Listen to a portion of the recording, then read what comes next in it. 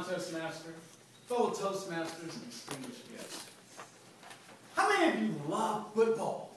Raise your hand. You love football, right? It's getting ready to be football season.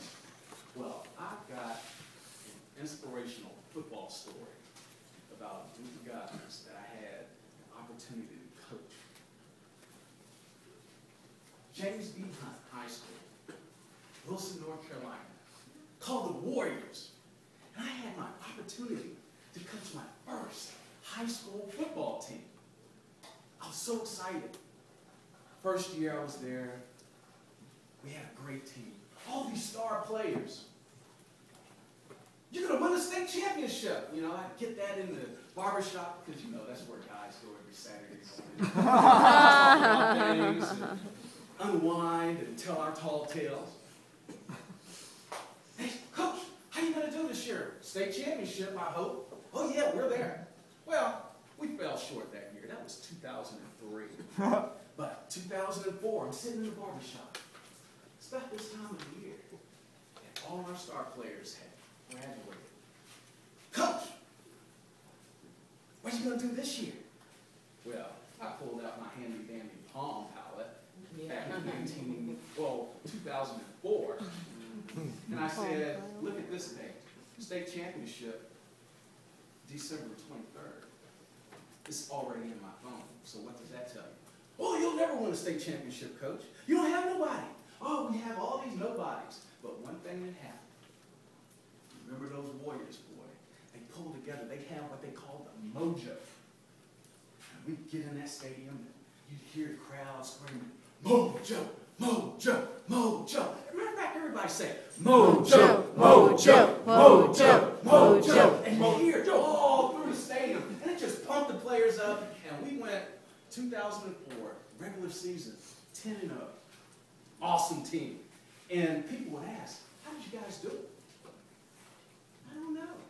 We had nobodies. But together, as a team, we were something.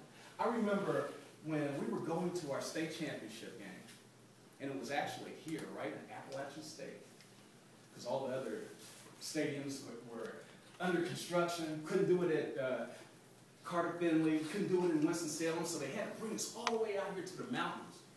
Fresh mountain air, guys get off the bus, and we're getting ready to play Concord.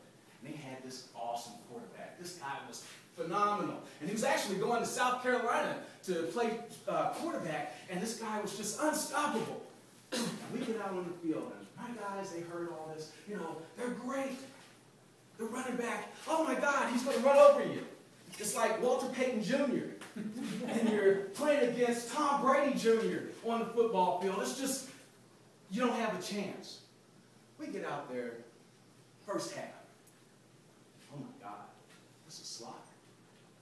28-0. People are starting to look down at us. Parents are pissed because they came all the way to Appalachian State. We in eastern North Carolina in Wilson, and we came all the way out here for this. Oh, and I'm starting to worry. I'm going to lose my job next year.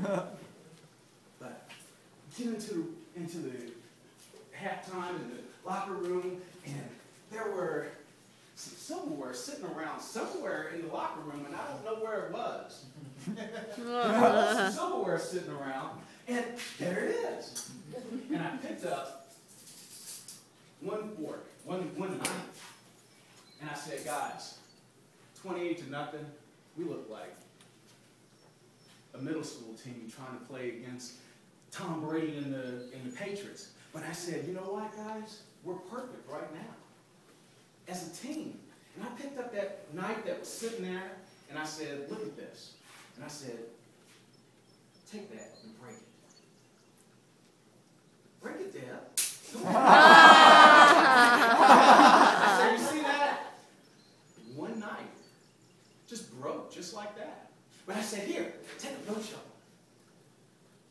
I passed it around to the next person. I said, here, break that. And I said, here, break that. And he's like, it don't break, Coach. I said, you doggone Skippy, it don't break. As a team, nobody can break us. 28-0, that's 2 touchdowns each quarter. And we'll go to halftime, overtime, and we'll win this daggone state championship. And I said, you know what? Right now, we're the second best team in the state. Out of all the 3A schools in the whole state of North Carolina, I was like, we're the second best? That's something to be proud of. But if we go out there and we stay hard like a team, because we couldn't break those knives, we can win this thing. And this is something that you'll be able to carry with yourself the rest of your life. Here at Appalachian State, in the mountains, smelling fresh mountain air. And we get out there, the first thing, they kick off the ball, and we had this guy who was blazing fast, Raekwon Boyette. And he hadn't, you know, everybody talked about how great he was, Division I prospect, and all of a sudden he gets the ball on the kickoff, and he takes that thing all the way to the house. And I was like, woo! I'm you know, 28-7, well, 28-6, but we got that point. So it's 28-7. I'm sitting there, you know, I'm starting to get the blood flowing a little bit, and I was like, we need another one. We need another one. And the next thing you know, I was like, no, Raekwon Boyette. Just give the daggone ball to him and let him take it to the house. And so we run a sweep. Raekwon takes off and he takes it to the house. And I was like, oh my God. Third quarter, 14-28. And the next thing you know, the mojo starts going. Mojo. Fourth quarter, everybody starts putting up those four fingers. And boy, you can feel it was electric. But see, here's what happened. The stadium was only half full. Everybody left at halftime. Everybody was on 40 on their way back to Wilson, cursing me out, looking for a new coach. The next thing you know, it's 28-14.